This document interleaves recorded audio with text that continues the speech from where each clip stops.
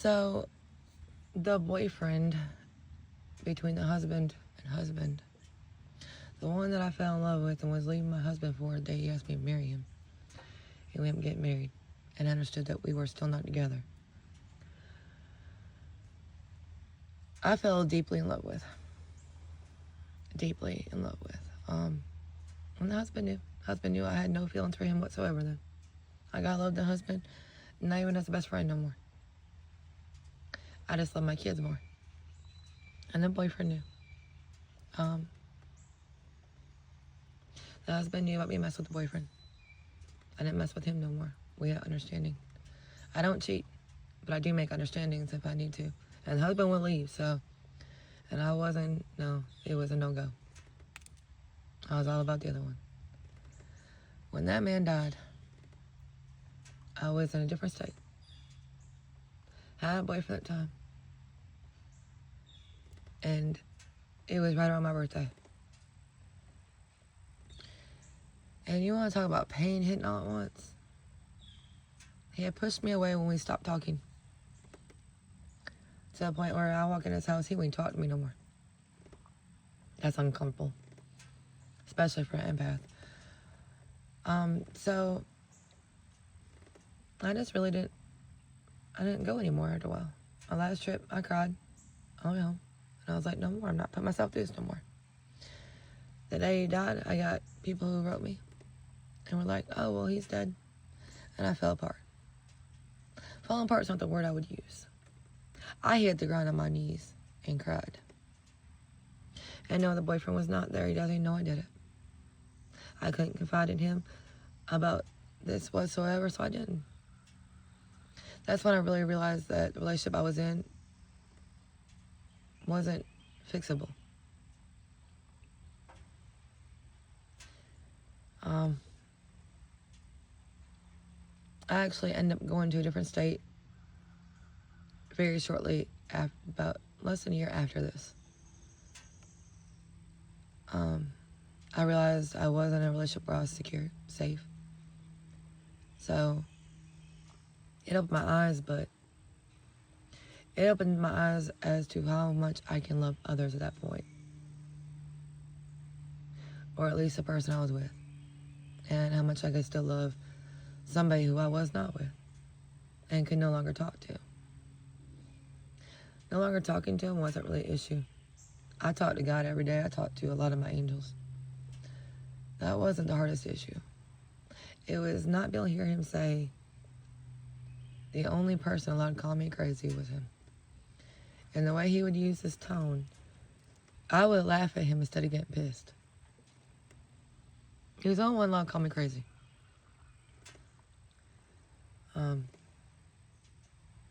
We had a lot of inside jokes. We had a lot of good memories. That didn't help when he died. But it did in ways. Like, it still just soothed me that he wasn't here in pain no more. Fighting for his life.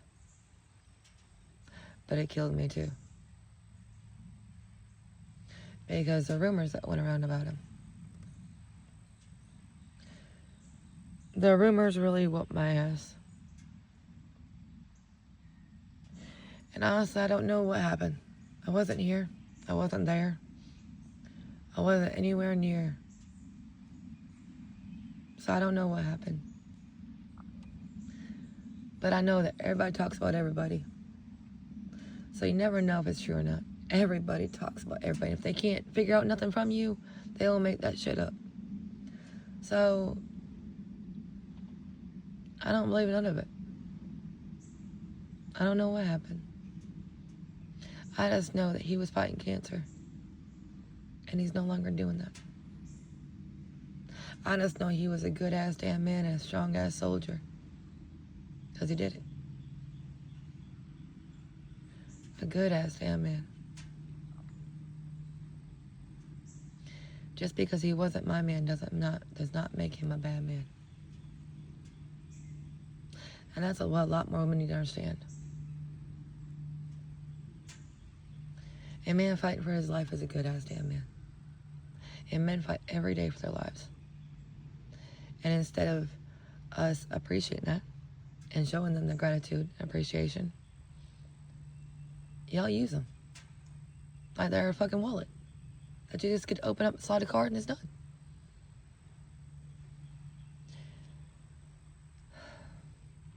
I just don't get it. I really don't. But anyways, the amount of grief I went through in the past is almost 6 years. The amount of anger that still comes through from the amount of grief I still have of my own neglect of believing the stories and the rumors at first. That's the problem. Is I disrespected him and believed him. And now I'm like, damn, that was a fuck up. The stories were not very nice. One was that he died of pneumonia. The rest of them were not very nice. And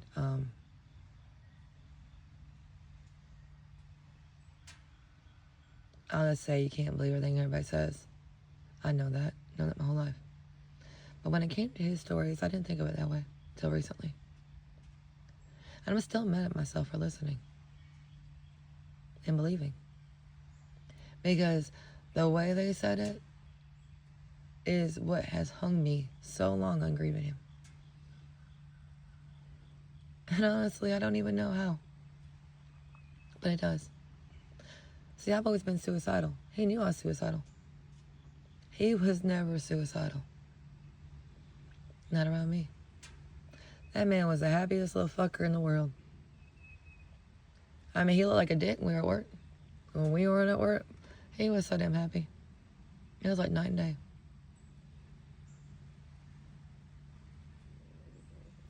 So, it just sucks that rumors can ruin that image that you have in your head.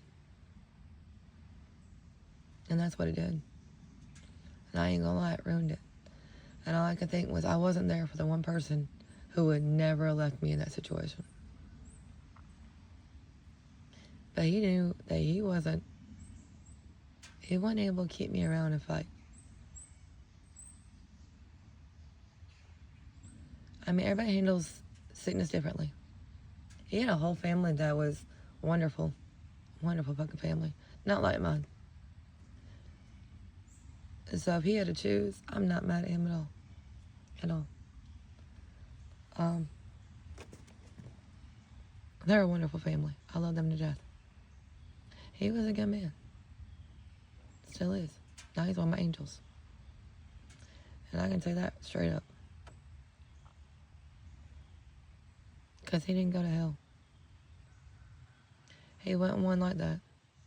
That's why I can't believe I judged so fast by hearing the damn rumor. And kept it for so damn long. Especially about him. Like, why am I judging? And I wasn't judging.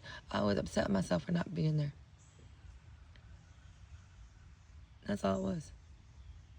Like, all he had to do was pick up the phone. At any point, he knew that too. He knew who I was. He knew I'd be there. If he would call me and said, I need you, he already knows. But that's why the rumor didn't seem right. And that's what hurt the most. Now I'm like, well, you rest easy. I'll see you again. I will see you again and irritate the hell out of you. Because he was an aggravating motherfucker. He loved to see me laugh. That was it. And I knew it. He did too.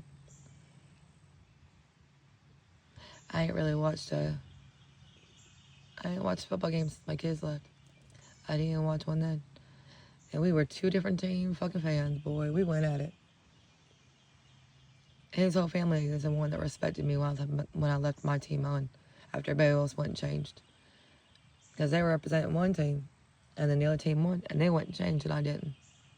And it was their team that won, and I still didn't change. But mine won. Mine didn't win. Mine lost. And I still wore my shit. And his whole family's like, damn, the props for you. You really are a real one. And that's when a lot of their relationships with me changed. Because they got to see the real me. Not me at work. Me at work, boy, I'll give you the nastiest damn look in the damn world. You caught me with some stupid shit. I either laugh at you or I cuss you out. There was no in between.